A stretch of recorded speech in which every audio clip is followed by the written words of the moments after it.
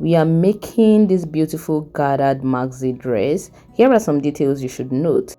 The bodice is made with a princess dart bustier and a boat neckline, and the skirt part is gathered. You can also make use of a pleat or a flare. This tutorial is beginner friendly. You're welcome to Kemafrik. My name is Kemi Omorugbe.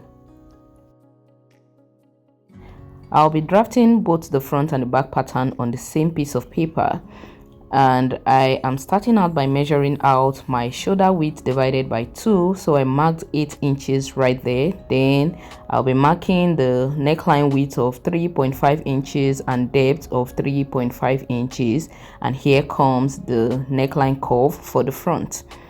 Now on the back pattern as well, I marked a shoulder width of 8 inches, neckline width of 3.5 inches, but depth of 1 inch, and here we have the back neckline curve.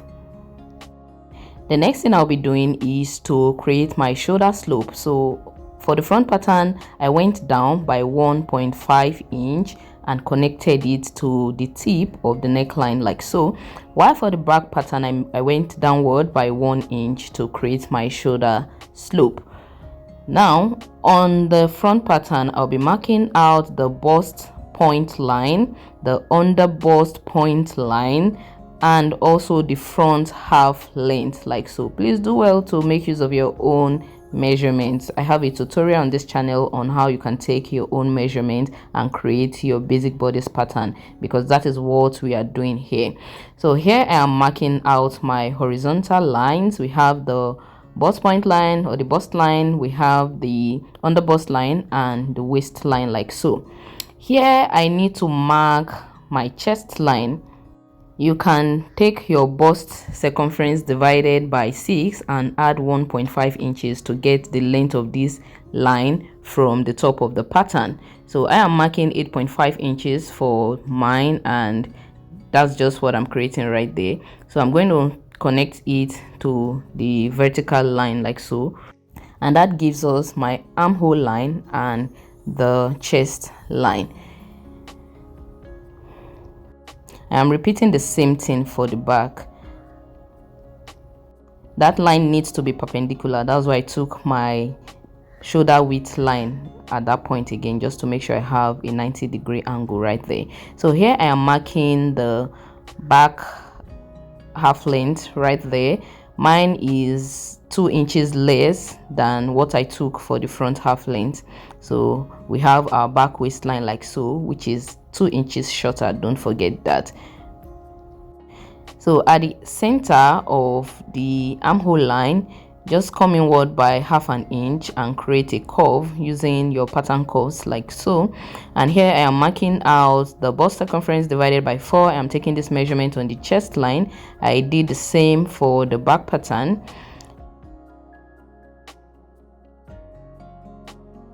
On the waistline, I took the bust span, divided it by 2 to get my dart line, and I just marked 1/2 inch on both sides of the dart line. That's just temporary. I'll further explain what we're doing right there.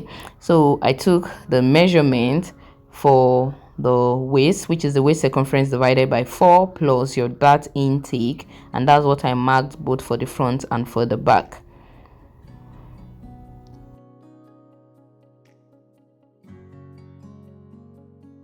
Now let's get back to creating our darts. Remember that on the waistline I already marked the bust span divided by 2, and I'm doing the same thing on the under bust line and on the bust line to create my dart line like so. So I have decided to tighten the waistline and the under bust line here by 2 inches. That is 1 inch on both sides of the dart line. From this, I am creating my bust curve like so. Note the part of the curve I am using. Okay, the curviest part is towards the bust point. So from the bust line, I'll be creating this curve towards the middle of the armhole, and then I just went 1 inch above the first curve to create another curve like so, because we are going to be tightening this armhole dart. So for the lower curve, I am still going to move upward by 1 inch, and that's why you see that dot right there. Okay, so ignore the extension on the upper curve. So from that point, I connected it back to the chest line. Don't forget to include your side dart. Mine is 2 inches because the difference between the front half length and the back half length for this pattern is 2 inches. Here I am modifying the neckline width. I just connected the usual depth because we are creating a boat neckline, so you want it to be wider but not too deep, okay, for the front, while for the back I created a V neckline. And now I'm going ahead to cut out my pattern, so just watch how I do that so that you can replicate it if you need to.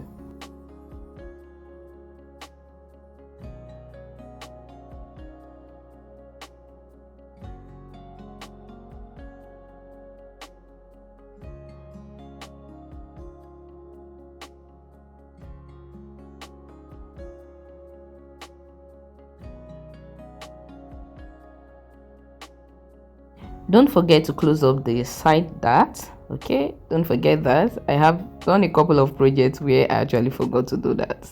I blame it on mommy brain. So here I am cutting my back pattern out as well. I didn't draw out my dart here, but I did include the dart in my measurement. Now it is time to transfer this pattern to fabric. So I have the center front on fold like so, and I took my center front panel, transferring it to fabric by half, while adding half an inch seam allowance all around except the center front, which is on fold, of course. So this is the side panel. I also added half an inch everywhere else but the side, because for the side seam I want a 1 inch wide side seam allowance. When you are cutting out your pattern, it will be very helpful if you put a notch on the bust point and also on the under bust line for both the center front panel and for the side panel. That way when you are joining these two pieces together, you have it all figured out. There is no confusion on where it's supposed to sit with where. The same thing applies to the back. For the back we have just a single piece, so I added half an inch on the waistline, on the neckline, the shoulder line, the armhole curve. But for the side we have 1 inch wide side seam allowance, just like we have for the front, while for the zipper allowance I didn't add any other additional allowance. Okay, the zipper allowance is already enough allowance.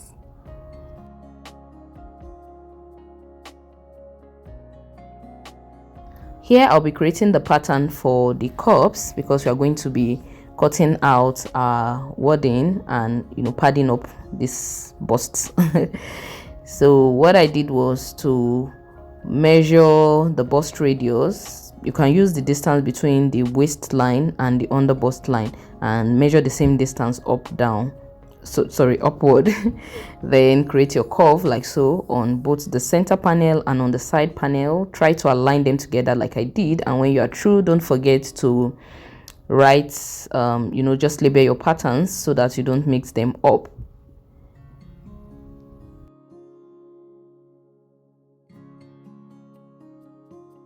So this is mine. Note that for the dark line along the cup you have to add a half an inch allowance, and that's what I did right there. Now let's go ahead to sewing, but before then I used my hemming gum to stick my foam because I used the foam to the fabric. I also pressed in fusible interfacing on the fabric even before my cups, my foams. And now remember the notch I told you to put on the bust line? That will come in very helpful here. I like to start sewing mine from that notch so that if you start from below, sometimes it shifts upward, it shifts downward, so that way there is no ambiguity and you are sure that your bust point is sitting where it is supposed to be. So I sew it upward towards the armhole and then I sew it downward towards the waistline, being very careful to follow the curve so that you don't lose the shape of your cup. Now this is what I have. I'll go ahead to press it and to notch this seam properly so that it sits where if you have a bust hem, that will come in very helpful. The second piece you are seeing here is actually the lining for this dress. I made use of the same fabric. Oh yes. And now I'm going to be attaching the lining to the main fabric. Just know that it's only the main fabric that has interfacing. I think that will help you differentiate the both. So now I'm sewing the neckline of the lining to that of our fashion fabric, and that is by the seam allowance of 1/2 inch. After doing this, I'll go ahead to notch and to press the seam allowance towards the lining side, because we are going ahead to top stitch on the lining, making sure that the seam allowance is towards the lining, like so. That way your neckline will sit perfectly and you won't have your lining, you know, trying to show its face from the right side. You can even sew in hemming gum here, so that when you press, it sits permanently inside the fashion fabric. So this is the back, and here I am sewing out my dart of 1 inch. I have a 1 inch wide dart, remember, and for the length of this dart I made use of 7 inches, and that will just form the apex of the dart, like so. I did that for the front, for the back fashion fabric, and also for the lining as well. After that step, I will be going ahead to stitch the neckline of the lining to the neckline of the fashion fabric by 1/2 inch, and of course you should notch along where you need to notch. Okay, this is a V neckline, and the only part I needed to notch was close to the zipper allowance right there. And just like I told you with the front, go ahead and top stitch on the lining by 1/8 of an inch, just a tiny neat stitch that will help your lining sit in properly. Now this is what we have, and it is time to stitch the front and back pattern together along the shoulder line. One method I love using for this process is to open up the shoulder of the lining and also the shoulder of the fashion fabric, then place the right side over the right side of the lining, okay, and then you sew the lining to the lining, the fashion fabric to the fashion fabric by your seam allowance, which is 1/2 inch in this case. And you know, this is what you have at the end of the day. Next, I need to close up the armhole because I'm not attaching a sleeve to this, right?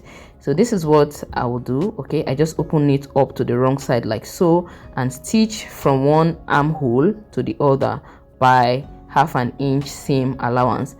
Once I am done with this process, I'll go ahead to notch that curve. It is very important that you take your notching seriously. That is going to give your outfit some professional look, and you won't have your fabrics embarrassing you.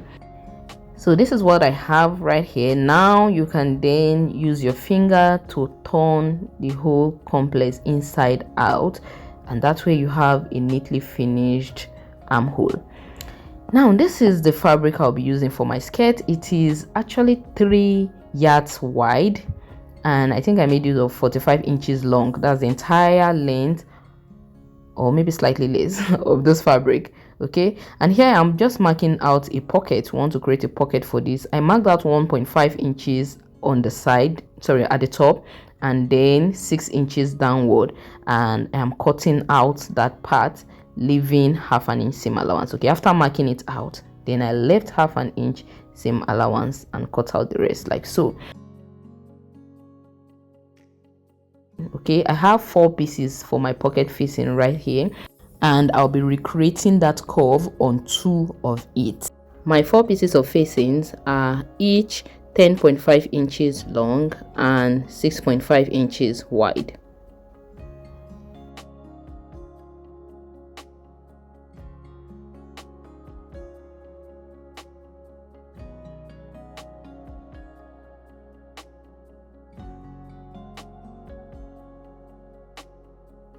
To fix the pocket, I will take one of the facing that I cut out from and place the right side over the right side of the fabric.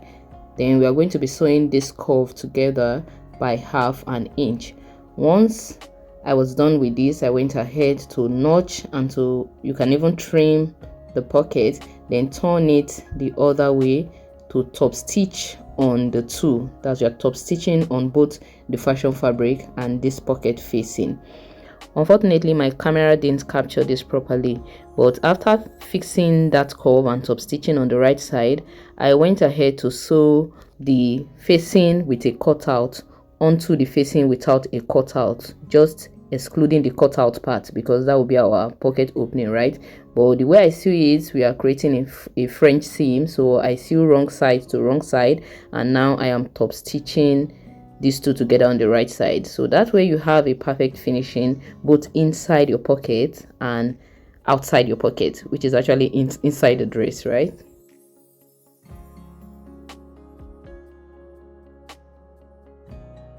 I went ahead to repeat this process of pocket fixing on the other side of the skirt. Okay, and now I'm just creating my gathers. There are several ways you can create a gathers. You can stitch directly and just use your hand to create your gathers, or you can make use of a needle and a thread and sew a loose stitch. You can also make use of your sewing machine to sew a loose stitch, but here I'm actually using needle and thread. I think I used needle and thread for the front or the back for one of it, then I did the other method for the other side. Okay,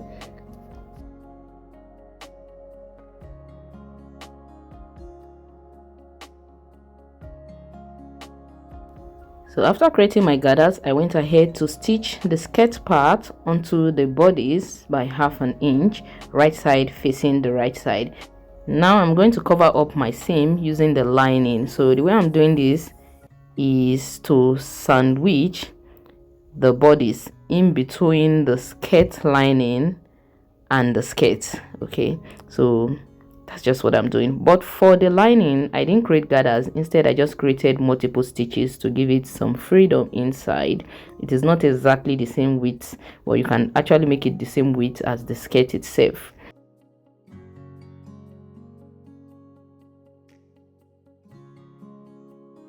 I'm repeating the process for the front, and I'm stitching the bodies onto the skirts. Like I said, I think for the front, I made use of my hand needle to create my gathers first before stitching it onto the bodies, and that's what you're seeing right here. This is what it looks like. If you're using this method, you need to, create your gathers in such a way that it is the same width with the width of your bodies, and then you stitch it together. It is quite easy, honestly. So now I'm stitching the skirt onto the bodies by 1/2 inch with the lining of the bodies. I know I didn't mention that earlier on, but you are including the lining of the bodies because you are still going to turn that seam with the lining of the skirt.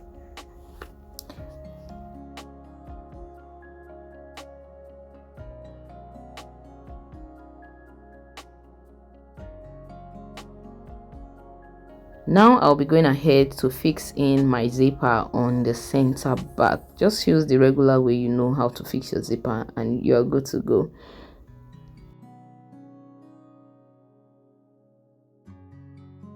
After your zipper is fixed, go ahead to sew your front and back piece together to create your side seam by 1 inch. Okay, or you take your measurement and sew properly. So I then folded the hem of the dress. As you can see, this is what we have. This is our model. Looks bright and beautiful and very fitted. So let me know what you think in the comment section. If you find this video helpful, please give it a thumbs up. Don't forget to subscribe and share. Once again, this is Kemafrik and my name is Kemi Omorogbe. Thank you for watching.